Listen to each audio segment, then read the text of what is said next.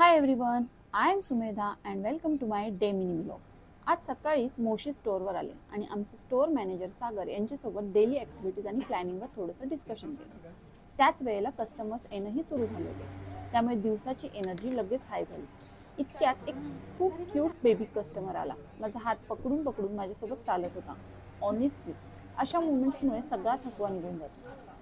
आज शॉपमध्ये प्रचंड गर्दी होती. खालचा फ्लोअर आणि वरचा फ्लोअर दोन्हीकडे कस्टमर्स ब्राउझिंग, शॉपिंग, क्वेश्चन्स विचारणं, प्रोडक्ट्स ट्राय करणं असं चालूच होतं. पूर्ण स्टोअर लाईव्ह वाटत होता, त्यामुळे मला मध्ये मध्ये सगळी कामं सोडून काउंटरवर येऊन बिलिंग करावं लागत होतं. कस्टमर्स कंटिन्युअसली येत होते.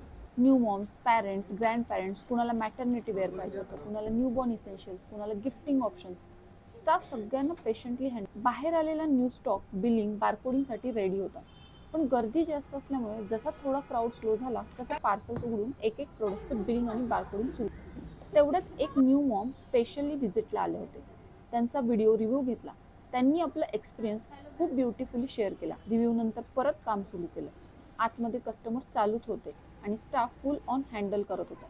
आज खरंच हेवी रश डे होता. संध्याकाळी थोडा ब्रेक घेऊन बाहेर जाऊन वॅफल्स खाल्ले. खूप टेस्टी होतं. परत आले, कस्टमर्स अजूनही चालूच होते. स्टाफने थोडं नाश्ता करून एनर्जी घेतली आणि परत कामाला लागले. आज रात्रीचे 9 वाजले तरीही कस्टमर्स येतच होते. शेवटी हसत मजेत बिझी पण सॅटिस्फाईंग डे संपवून स्टोअर क्लोज केलं. बाय बाय, भेटूया नेक्स्ट व्लॉगमध्ये.